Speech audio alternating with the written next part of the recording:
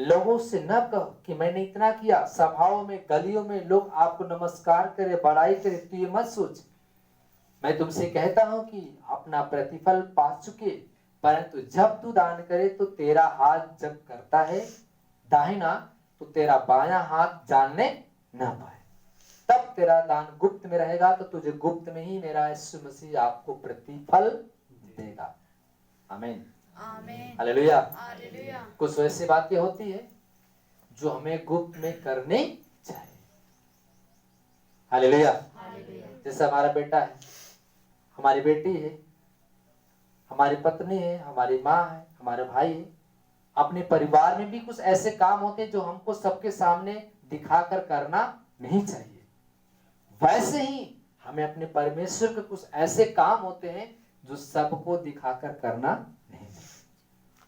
Hallelujah. तब उसका प्रतिफल हमें मिलता है। लेकिन हम सबको बता करके हम काम करने जा रहे हैं और आपके 4 लोग जान गए, तो 4 लोग में से कोई आदमी के अंदर शैतान सवार होगा, बोलेगा नहीं नहीं मत करना। जैसे आदम हवा के 2 बच्चे थे, एक कैन एक बेन। उसके पिता ने वेदी बनाई और बोला बेटा सब लोग अपने अपने भेंट यहोवा के वेदी के सामने क्या करो, रखो। तो जब छोटा वाला बेटा खुशी से लाया और एक मेमना, एक बकरी उसके पास थी, उस बकरी को चराया, सेवा किया। 1 से 2, 3, 4, 500 सैकड़ों बकरियां हो गई। और सैकड़ों बकरियां जब हो गई तो हर साल भेंट चढ़ाया जाता था, हर महीने भेंट चढ़ाया जाता था। और जब उसने भेंट को चढ़ाई तो उसने स्वेच्छा से, प्रभु ने उसकी आकाश से क्या किया, आग बरसा के उसके भेंट को ग्रहण कर लिया। Hallelujah, hallelujah. जब उसका छोटा भाई जो किसान था, वह बकरी का चराने वाला चरवाहा था, अपने एक मेमना उस वेदी पे रखा और लकड़ियां रखा और आसमान के ऊपर क्या किया, उसने निगाहें लगाया और प्रभु ने उसकी भेंट को क्या किया, स्वेच्छा से आग के साथ भस्म करके ग्रहण कर लिया। क्योंकि उसने न दबाव से दिया था, न कुड़ के दिया था, न नाराज से दिया था, बल्कि दिया था खुशी से। और खुशी की भेंट को प्रभु ने क्या किया, उसकी ग्रहण कर लिया। हालेलुया। उसी का भाई एक बड़ा था, वो भी अपनी भेंट ले आया। लेकिन जितने बार उसने भेंट वहां वेदी पर रखा, उतने बार उसके मन में कुड़बुड़ाहट हो रही थी। हमेशा कुड़बुड़ा रहा था। खून पसीने बहा बहा कर हम मेहनत किए और हम लेके जाए आग में झोंकने के लिए। खून पसीने बहा बहा कर हम क्या किए, मेहनत किए आग में लेके जाए झोंकने के लिए। और जब इतनी बातें उसके मन में चल रही थी तो यहोवा जान गया। बाइबल बताती है, मैं मनुष्य के हर एक मन की बात को जानने वाला परमेश्वर हूं। आप घर में विचार करोगे, नहीं आज हमको इतना दान नहीं करना है, इतना ही करना है, उतना नहीं करना, इतना ही करना। वो परमेश्वर आपके हर जगह उपस्थित है, आपके बीच में है, आपके अंदर है, वो सब बात को जान जाता है। वैसे ही उसका बड़ा भाई अपने मन में कहा कि मैं खून पसीने बहा बहा का नाश पैदा कर रहा हूं और मैं जाऊं आग में झोंकने के लिए। और यहोवा ने उसकी बात को सुना। जब उसने भेंट को रखा उसका बड़ा भाई वेदी पे, और यहोवा को क्रोध आया, इतना तेजी से आंधी बहाई और उसके भेंट को और उसे उठा के क्या किया, फेंक दिया और उसका भेंट ग्रहण नहीं किया। Hallelujah, hallelujah, hallelujah. उसकी भेंट को स्वीकार यहोवा ने नहीं किया और उसकी भेंट को फेंक दिया। तब उसके पिता ने कहा कि यहोवा तेरी भेंट को ग्रहण नहीं किया, क्योंकि यहोवा नाराज हो गया। हालेलुया। घर वाले, पड़ोसी, रिश्तेदार नाराज हो जाएंगे, उनको आप किसी तरह फुसला कर, बहका कर, अच्छी चीजें देकर, लेन देन करके मना लोगे। लेकिन यहोवा जब नाराज हो जाता है तो वो मानता नहीं, वो अपना खाली क्रोध दिखाता है। Hallelujah, hallelujah. इसलिए परमेश्वर कहता है कि मैं जलनहार परमेश्वर हूं, मैं क्रोधी परमेश्वर हूं, मैं झट क्रोध भी करता हूं और झट परमेश्वर दया भी करता है। जैसे बाइबल लिखा है कि जैसे बाप अपने बेटों को जितना उसे डांटता है उससे कहीं अधिक उसे प्यार भी करता है, वैसे ही प्रभु अपने चाहने वालों को वैसे ही प्यार करता है और बीच बीच में डांटता है वचन के द्वारा। मनुष्य वचन के द्वारा क्या करे, शिक्षा ले। हालेलुया।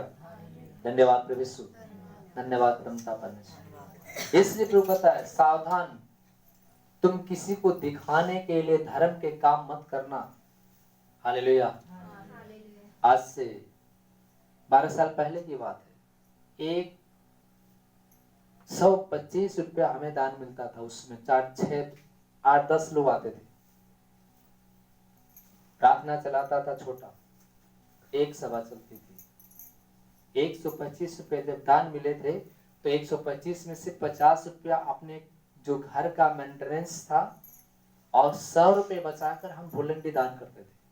उस समय की बात है, 12 साल पहले। हालेलुया। और मैंने सीखा कहां से मालूम है? अपने गुरु से सीखा। जब उन्होंने गवाही दिया, एक समय था कि बारिश होती थी, 500 जनता वहां पे आती थी और बारिश के मौसम में वहां पे छत छाया नहीं था। हमारे ब्रदर बता रहे थे प्रकाश यादव कि जब उसमें हम प्रार्थना में तब से जा रहे हैं जब वहां पे कोई पतरा नहीं रखा गया था, न कोई रूम ढाला गया था। खाली एक साइड एक रूम था और इधर प्रार्थना पूरब साइड चल रहा था। और उस समय हम जा रहे थे तो वहां पे जब बारिश का मौसम होता था तो जितने भी तिरपाल थे सब 4-6 कार्यकर्ता पकड़ लेते थे और बीच में जनता और लेती थी। और इसके बाद भी कुछ लोग भीज जाते थे जो ज्यादा जनता रहती थी, और कुछ लोग उस तिरपाल में। अब ब्रदर बता रहे थे कि अंदर जाके वो रोते थे कि काश मेरे पास औकात होता तो मैं शायद छत्र छाया कर देता और जनता भीज नहीं पाती। मैं तो अकेले बच जाता हूँ लेकिन जनता भीज जाती। तो आत्मा अंदर से दुखती थी और प्रार्थना करते थे। लेकिन फिर भी उन्होंने कई बार प्रयास किया लेकिन नहीं हो पाया। लेकिन जब बता रहे थे कि जिस कलीसिया से वो ब्रदर जी जुड़े थे वहाँ बुलंडी वाले, वो बॉम्बे गए और बम्बई जाने के बाद वहाँ पे डॉक्टर सेबेस्टियन मार्टिन जब जिंदा थे तो उस समय उनकी सभा में वो जाकर वहीं से अपना सामर्थ्य पाए थे, चंगाई पाए थे और वहीं ब्रदर जी जाते थे। हालेलुया। तो साल में ब्रदर जी वहाँ पे 6 महीने पे जाते थे बराबर।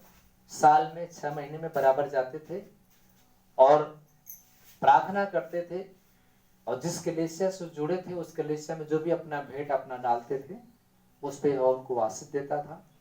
तो ब्रदर जी जब एक बार गए तो अपना भेंट लेके गए तो वहां पे लाइन लगाया जाता है और वहां पे लाइन मिल लगे और मिल नहीं पाए। जो वहां पे डॉक्टर सेबेस्टियन मार्टिन शनिवार को मीटिंग चलाते थे तो वहां पे ये अपना ब्रदर जी भेंट लेकर गए थे।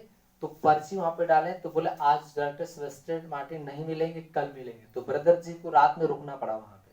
तो ब्रदर जी अपना रात में रुके, फिर सुबह ब्रदर जी उनको बुलाए अंदर रूम में, बोले हैं क्या बात है? उन्होंने कहा कि हम सेवा चलाते हैं बुलंडी में, हमारे यहाँ पे ऐसे से। तो उन्होंने कहा कि कितने लोग आते हैं? बोले कि 400 से 500 आते हैं। हालेलुया। झूठ बोला था, मेरे पास नहीं है।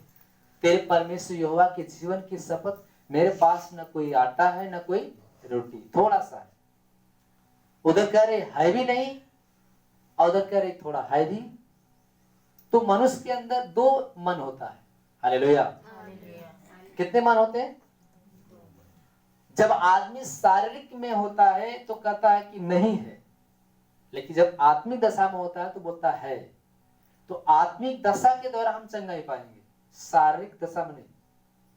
हम जाने कि हमारे पॉकेट में 1000 रुपए हैं, लेकिन एक शारीरिक मन कहेगा कि 500 करना, लेकिन आत्मिक मन कहेगा पूरा कर देना। Hallelujah, hallelujah. क्योंकि इंसान के अंदर 2 मन होते हैं, एक शारीरिक मन है और एक आत्मिक। एक शैतानी जो मन है वो कहेगा मत करना, एक शैतानी जो मन है वो आपके ऊपर वो भी है, वो कहेगा मत करना। और लेकिन आत्मिक जब बन जाता है इंसान तो कहता कर देना। देने वाला कौन है? एलिया ने प्रार्थना किया गिड़गिड़ा के महीने भर से, तो क्या उसको भूख भोजन की घटी नहीं रही होगी? जब एलिया ने प्रार्थना किया कि हे प्रभु हम चाहते हैं कि महीना भर से एकदम बारिश बंद कर दे, तो प्रभु से प्रार्थना एलिया किया, लेकिन एलिया भी तो उसी पृथ्वी पे था। Hallelujah, hallelujah. क्या एलिया को चिंता नहीं था कि जब भोजन नहीं होगा तो हम खाएंगे कहां से? अनाज पैदा होगा ही नहीं तो हम कहां से खाएंगे? लेकिन एलिया चिंता नहीं किया क्योंकि वो जानता था कि मेरा बनाने वाला मेरे साथ। इसलिए उसने प्रार्थना किया था कि जब मेरे बनाने वाला मेरे साथ है तो हमें कोई घटी नहीं हो सकता। इसलिए उसने महीना भर से प्रार्थना की और 3.5 वर्षों तक ले मैं नहीं बरसा, न कोई अनाज पैदा हुआ, लेकिन प्रभु ने कौवे के द्वारा मांस और रोटी का टुकड़ा उसे भिजवाया और एलिया खाया और 3.5 वर्षों तक ले क्या किया, उसी जगह था। हालेलुया। फिर यहोवा का वचन एलिया के पास गया, फिर विधवा के पास आया, तो सारपत नगर में वही विधवा को खिलाने की व्यवस्था बनाया एलिया परमेश्वर ने। लेकिन उस समय जब एलिया ने उस विधवा से एक पानी मांगा पात्र में और रोटी का टुकड़ा, लेकिन वहां पे भी विधवा ने बोला नहीं है, तेरे जीवन की कसम, परमेश्वर की उसने शपथ खाया था वहां पे, लेकिन उसने कहा तेरे परमेश्वर यहोवा की जीवन की शपथ ने, मेरे पास कोई रोटी है, मेरे पास कोई आटा, थोड़ा सा कुप्पी में तेल बचा है और थोड़ा सा आटा है, हम उसको गूंथेंगे, खाएंगे, मर जाएंगे। एक हम खाएंगे, बेटा खाएगा, मर जाएंगे। हालेलुया। लेकिन एलिया उससे इसलिए मांगा कि मैं उसके अनाज को बढ़ाऊं। हालेलुया।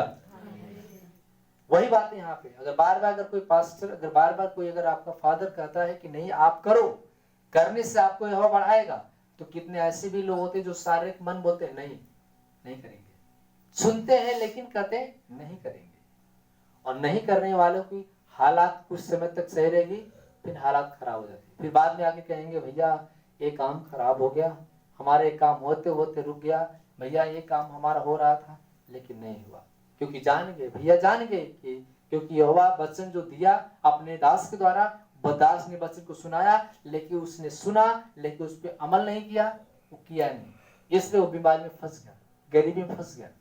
अभी कल की बात है, एक बहन फास्टिंग उठाई, कई साल तक बढ़ता गया, खत्म नहीं हुआ।